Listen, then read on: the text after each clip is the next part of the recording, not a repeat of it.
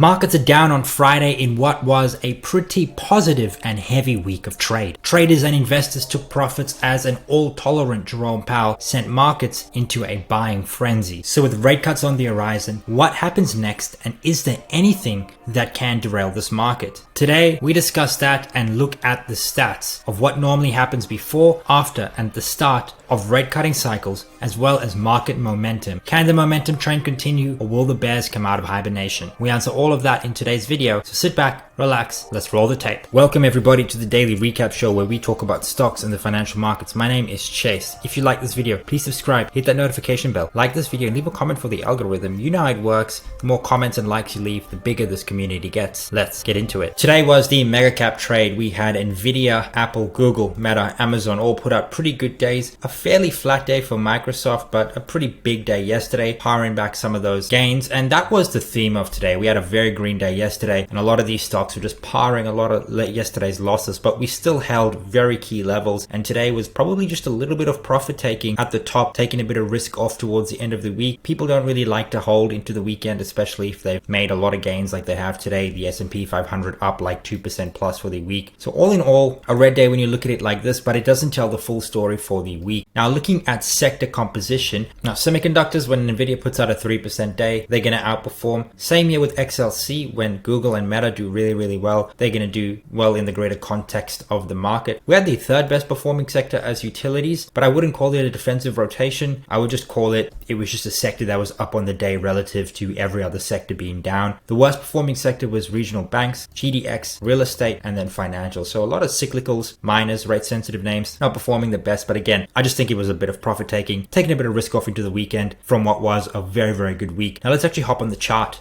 Now, before we actually hop on the chart analysis, let's actually have a look at indices. So the S&P 500 down 0.14%, the Nasdaq up 0.1%, kind of crazy. So terrible breath in the market today, but in aggregate for the week, not a bad day. A lot of, like I said, profit taking, risk off into the weekend after some pretty big sizable gains, as you can see here in the S&P 500. The RSP down 0.64, mid caps down about the same, S&P 600 down 1.2%, the IWM down 1.38%. Bonds fell, and that's to be expected after the data we got earlier this week. Then we look at Bitcoin down 0.22%. Now this is actually after hours trade. If we go on Bitcoin, you can actually see that we were down 2.5% for the day here in Bitcoin, and really coming strongly off its all-time highs. Looking at gold, a very similar situation to Bitcoin, coming off its all-time highs, but not quite as deep of a correction. And then the dollar gained ever so slightly. We have a very weird trade going on. Normally when you expect the Fed to cut rates, the dollar should weaken. But the truth is, a lot of developed economies like Switzerland are actually going to be cutting rates before the US, which means that the dollar is probably the place to be. And that's why we're seeing quite a lot of strength here in the dollar in the last couple of days, last couple of weeks, and then oil was down. But let's actually hop on the S&P 500 chart. We're going to start here on the monthly. Now I know the monthly candle hasn't closed, but a couple of things just to consider. Number one, very green, 5 green months so far in a row. Now March is not done. Now if we actually have a look at the lowest level where we can actually pull back to and still be in a technical uptrend, it's this level right here, the 41.92 level. You could probably say we could go right down to this wick right here. We'll call it right to the open of this month right here, the month of November. So on a monthly chart, we can actually pull back all the way to this level right here and still be in a technical uptrend because of what we got right here. It would still be a higher low if we did find bullish demand at or above this 41.92 level. But if we actually go and measure from pretty much where we closed on Friday to this right there, we're looking at a 9.74% drawdown. That's very close to bear market territory. And at that point, I do think a lot of algos are going to come into the market in a very significant way and sell the market lower. So on a monthly chart basis, even though we would still technically be bullish, fundamentally it wouldn't look that great. So on a monthly chart, I think the best zone that we can actually look to pull back now is actually the open here in December. So this is the December green candle. We also had resistance right here, and then resistance did turn to support in December. And then if we actually go ahead and measure that move from where we closed Friday to where we are right now, it would be about a 12% pullback. So on a monthly chart, based on us just moving higher, it would be significantly healthier as of right now to pull back and find support at the 45.62 area. Otherwise, we can really see pretty significant downside flows to the 41.92 area and beyond, especially as we enter bear market territory, because then we have a lot of trend following algos, take us a lot lower. So on a monthly chart basis, I would say that pulling back to this level right here is probably not an option anymore. I would say that it's probably far safer to pull back to the 45.62 area, especially as we trade at 52.34, which is, if we were to close the month right now, it'd be an all-time high monthly close. But let's actually hop on the weekly chart. So these blue lines are the monthly values. On the weekly chart, we can actually see an all-time weekly high close. We have never been higher in the weekly chart. A very bullish candle, quite a lot of wick at the bottom, but also at the top. And we'll get into Friday's trade. But on a weekly chart, where can we actually pull back to and still be in the context of an uptrend? Now, on a weekly chart, it's this level right here, okay? 47.85. I tell you guys this level every single week. We're going to make the weekly chart figure in yellow. Why is that a key level? Because if we actually pull it back all the way here, it's where we had this all-time high in 2021. So it's a very, very key zone right here and here. And we do know that we used as resistance here, pulled back, and then it became support, and we used it to rally all the way to where we are right now, 52.34. So on a weekly chart, we could actually pull back to this level right here, go all the way up. If we do break below, we would be on the downtrend on a weekly chart, but then we do have monthly support at 45.62. Now let's hop on the daily chart to see what we can actually look at on the daily chart. So you can actually see that on a daily chart, this is a significant pullback. To pull back to 47.85 is actually quite significant. Now on the daily chart, what did we do this week? So we actually put up a red candle right there after we gapped up on Thursday's trade. We haven't closed that gap just yet, but as you can see, we did try and do that today. We did have a little bit of buyers coming at the bottom, sellers coming at the top, but a definite intraday win to the bears. However, you do have to take into consideration that I think above the close of Wednesday, it's just a win to the bulls regardless. Now, looking at the chart as a whole, what are key levels we can look to next week to possibly buy dips and see major pullbacks to? Well, the very first one is going to be very, very obvious. It's this level right here. The reason why that's an important level is because we used it as resistance on multiple days in the last 2 weeks, and then resistance turned into support. The next level below that would actually be this level right here. Very similar situation. We used as resistance and support on multiple occasions, both for wicks and closes, and it's also the low of Tuesday. So we have Tuesday's low here, Wednesday's low right here, and then the Wednesday high. So if we pull back, we can pull back to here, still be in an uptrend on a daily, still be on an uptrend on a daily. And even if we do pull back to this line right here, we would still be in the context of a higher low relative to this candle. And that's the candle you really want to look at. But ideally, this candle as well. So all in all, we could pull back to the 51.37 area, the 51.80 area, and still be in the context of a daily uptrend. Now, that's not to say we are going to pull back. We could literally just rally on Monday and never see these lows. Or we could pull back anywhere in between here and then rally. I'm just saying that key levels of support where buyers are likely to come in a very strong way if we do pull back is the 51.80 level and 51.37 level. But you take into consideration that as we are leaving the window of weakness, dealer supporter flows become much stronger, and we can actually just rally on Monday, especially with the news we got from Jerome Powell and the economy. Very bullish data prints last week, a very bullish Fed. We got a new spending bill, $1.2 trillion spending bill.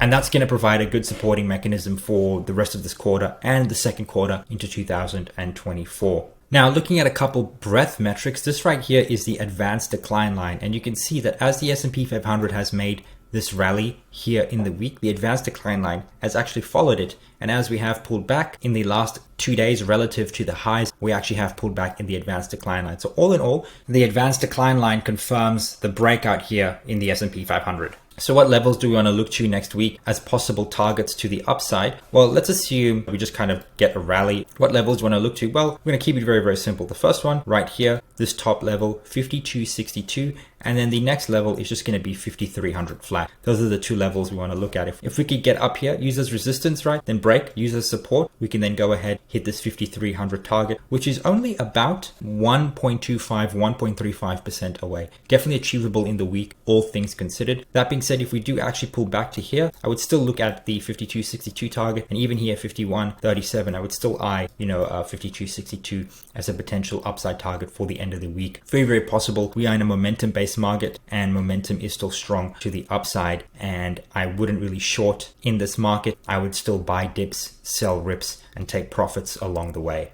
Now guys, the fear and greed index ticked into extreme greed for the first time in a very long while. We were actually previously just sitting at greed about a month ago, a week ago, and even just yesterday. We're now sitting at extreme greed, and I do think the market is probably going to push even further into extreme greed simply because of what Jerome Powell said, especially since they moved the monetary policy goalpost of 2% to 3% inflation. That just means the goalpost for everything else has moved up, and that means we probably push further into extreme greed. And I do think that we're probably going to stay in this greed and extreme greed territory for a very, very long time. And that is generally what happens. Once we get into greedy sentiment, we stay here for a while. Only when we get into extreme fear sentiment that we get there and then we push quickly into neutral, into extreme greed. And this is why it pays to be a bull. Now, looking at some data, a big start to the year tends to mean more gains. So this is S&P 500 performance when we've been up 10% year to date in March, and the returns we can expect every single quarter year after and the rest of the year. Now, it's actually quite bullish, so we got 10% gains already. Leading into Q2, we can expect an average return of 2.7%, then 0.3% here in Q3, 3.2% median, and then 4% in Q4. Oftentimes, the fourth quarter is the most bullish quarter of the year. You can see the hit rate for every single quarter is 72.7% for a full year return of 6.5%.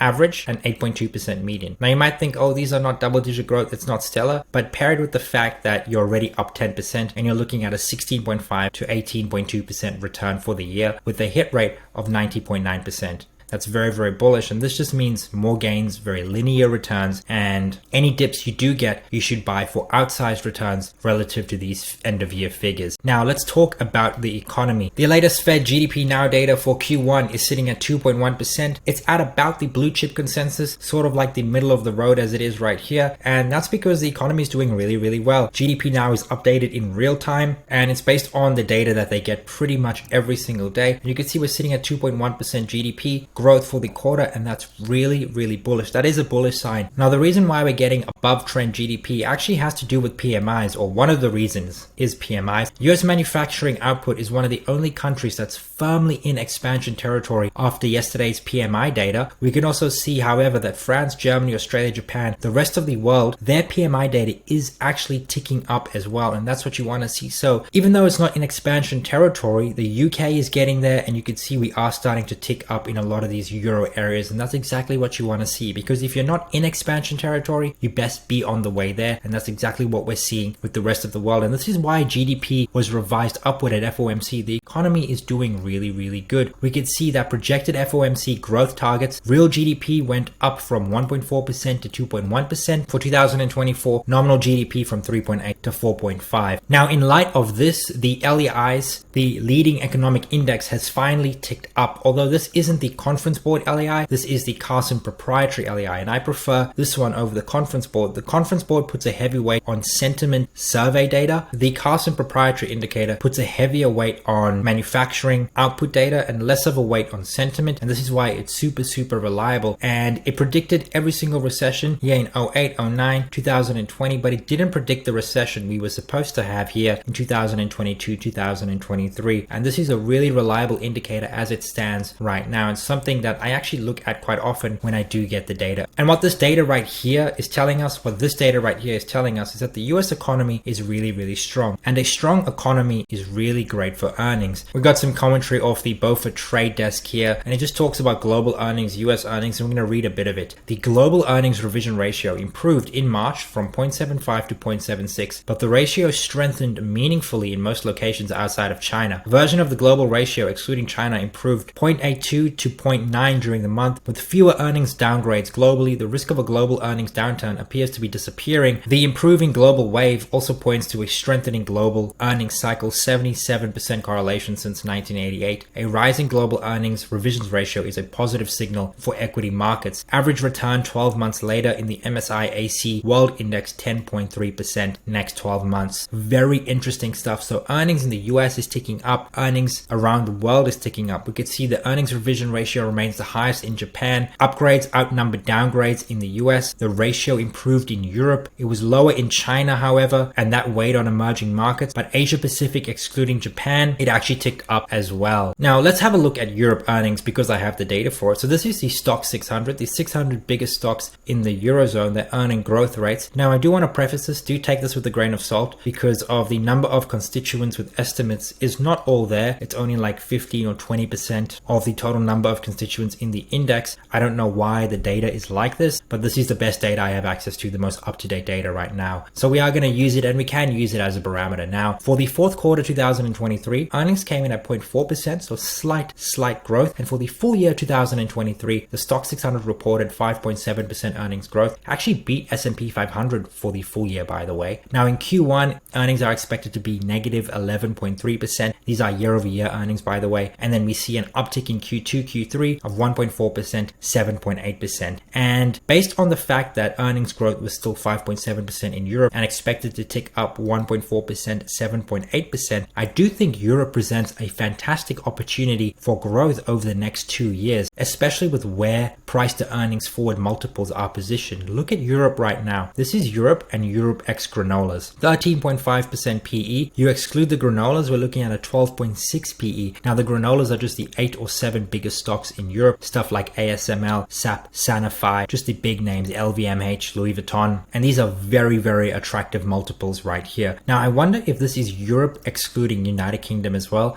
because the United Kingdom is trading at an 11 PE. That is crazy. That's a forward PE, by the way. Now the US is trading at the richest valuation of 21.1, and even excluding big tech at 18.4, and then the all country world index trading at 17.5. And I think the majority of this is predicated on Japan's price multiple at 15.6. All in all, outside of the US, multiples are actually looking very reasonable, particularly in Japan. That's a great PE. Here in Europe, emerging markets too, and the United Kingdom. So I do think if you're looking for growth at a reasonable price, you can look at stuff like Japan, Europe ex granolas, but I think you do want the granola index in there. So probably just buy the stock 600 or the stocks 100 index as a whole. Now let's talk US stocks. Now I showed you guys this yesterday, very interesting data. It's the return into rate cuts and then after the first rate cut in soft landing scenarios. This right here is the rate cut, and normally what happens is 6 months into the first cut, the S&P 500 rallies 10%, and then after that we normally get pretty flatline action and then a blockbuster rally upward of 6% in just 4 months, where we actually go ahead and make the highs in a full 12-month period where we can gain anywhere from 15 to 16% plus. And so pretty much what this means is leading up to the rate cut in June, and I do think it's looking like it's going to be June, any pullbacks we do get in the market, you want to buy those dips, hold, sit through any volatility, because we are expected